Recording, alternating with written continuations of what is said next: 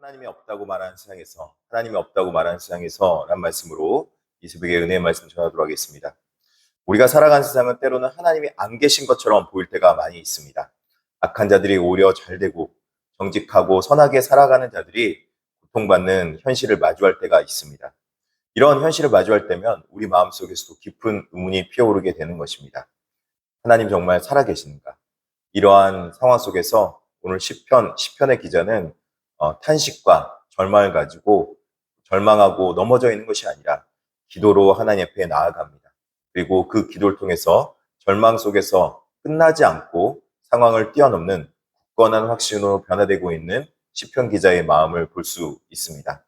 시편 기자가 어떻게 이렇게 마음의 변화와 감정의 변화를 이끌어가는지 오늘 시편을 살펴보면서 한번 보도록 하겠습니다. 첫 번째는 환난 중에 멀리 계신 것 같은 하나님 앞에 탄식을 볼 수 있습니다. 오늘날의 현실은 어떤가? 1절에 보니까 이렇게 말하고 있습니다. 여호와여 어찌하여 멀리 서시며 어찌하여 환난 때에 숨으시나이까? 지금 시편 기자의 상황은 극심한 고통 속에서 환난 속에 하나님이 마치 멀리 계신 것 같은 상황을 마주하고 있다라고 말하고 있습니다. 왜 그렇습니까? 지금 약한 자가 고통당하고 있고 억압당하고 있고 그렇게 힘든 상황 속에서 하나님은 환난 때에 숨으셔서 아무런 행동도 않는 것 같은, 약자를 위해서 어떤 도움도 주지 않는 것 같은 느낌이 오기 때문에 그렇습니다.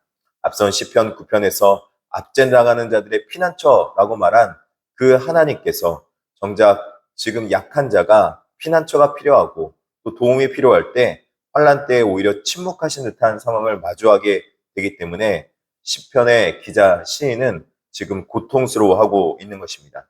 지금 악인들은 심히 교만하여서 가련한 이들을 뒤쫓고 착취하면서 악을 일삼고 있기 때문에 그렇다는 것입니다. 우리 역시 고난의 한가운데서 하나님께서 마치 안 계신 것 같은 부재의 상황을 경험할 때가 많이 있습니다. 탄식할 때가 많이 있다는 것입니다. 하지만 이때에 진정한 믿음의 사람들은 어떻게 합니까? 오늘 시편 기자처럼 그 탄식을 가지고 그냥 원망하고 절망에 쓰러져 있는 것이 아니라 이 아픔을 홀로 삼키지 않고 솔직한 의문을 품고 하나님 앞으로 기도의 자리로 나아간다는 사실이 중요한 것입니다. 믿음의 의의는 무엇인가? 믿음의 의의는 하나님 앞에 자신의 어려움과 고난을 가지고 힘든 아픔을 가지고 하나님 앞으로 나아가는 것이 바로 믿음의 사람이라는 것입니다. 그렇게 믿음으로 반응하게 되기 때문에 그가 믿음의 의인이 되는 것이죠. 반대로 악한 자들은 어떻게 하는가?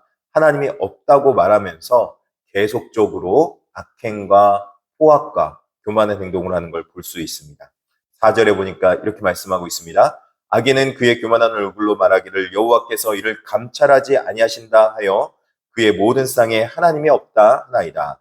11절에 보니까 그가 그의 마음에 이르기를 하나님이 잊으셨고 그의 얼굴을 가리셨으니 영원히 보지 아니하시리라 하나이다. 이렇게 말합니다. 시인은 이제 눈을 들어서 악인들의 적나라한 상황을 하나님 앞에 고발하고 있습니다. 그들은 타인을 억압하고 마치 하나님이 계시지 않는 것처럼 부당한 이익을 취하면서 그것으로 말미암아 오히려 자랑거리로 삼고 있습니다. 하나님의 심판이 그들 앞에 있음에도 불구하고 마치 하나님의 심판이 없는 것처럼 오히려 하나님을 저주하고 멸시하며 콧대가 높아져서 하나님을 찾고 있지 않는 상황이라는 것입니다. 악은 노골적인 파괴라기보다는 그들이 가지고 있는 정교한 왜곡을 하는 걸 볼 수 있다는 것이죠. 그들은 지금 내가 이렇게 어려우니까 탐욕 부리는 것이 정당해. 탐욕에 대한 비전을 가지고 있고, 그리고 열심을 내고 또 그리고 열정을 가지고 일을 하고 있지만 그것은 자기를 위한 집착과 또 그리고 자기 욕망의 실현을 위해서 남들을 착취하고 있는 행위라는 것입니다.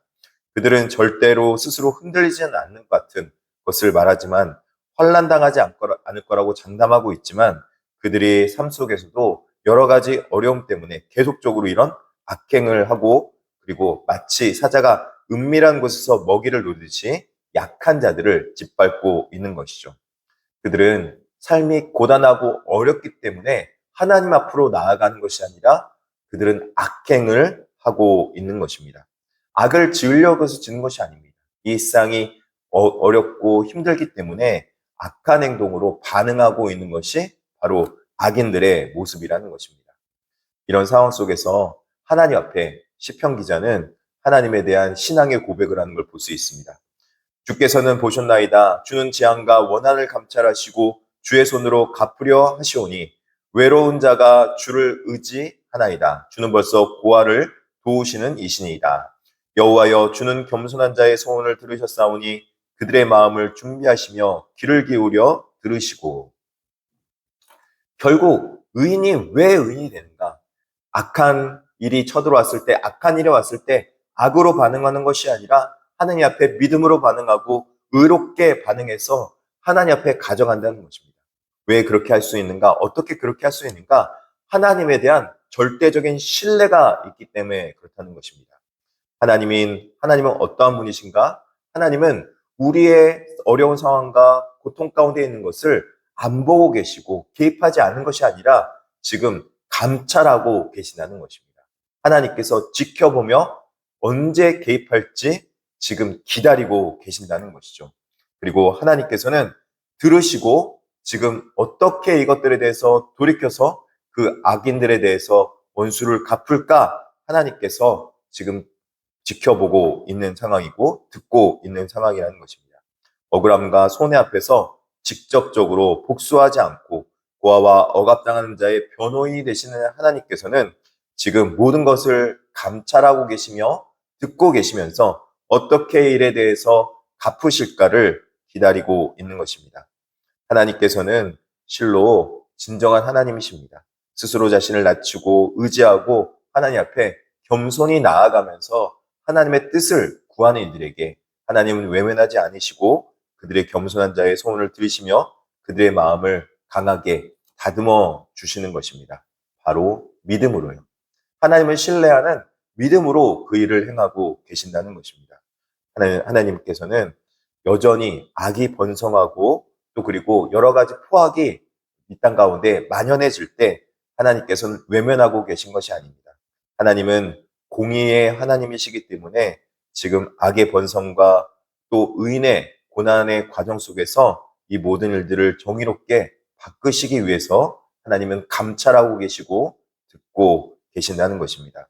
그렇기 때문에 우리가 이런 절망적인 상황 속에서 무력감으로 빠지지 말고 하나님의 통치가 우리 삶 속에 드러나기를 간구하며 기도로 나아갈 수 있는 저와 여러분 되길 진심으로 축복합니다.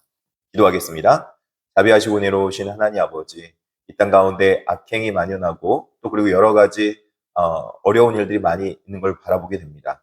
이 땅 가운데 포악이 만연해질 때 하나님께서 그것들을 감찰하고 계시며 또 듣고 계시면서 하나님께서 일어나셔서 그 우리의 기도를 들으시고 또 그리고 언제 이 모든 상황들을 역전시킬 것을 대기하고 계신 줄 믿습니다. 아버지 하나님, 하나님을 신뢰하오니 일어나셔서 우리의 속상함과 억울함을 갚아 주시옵소서.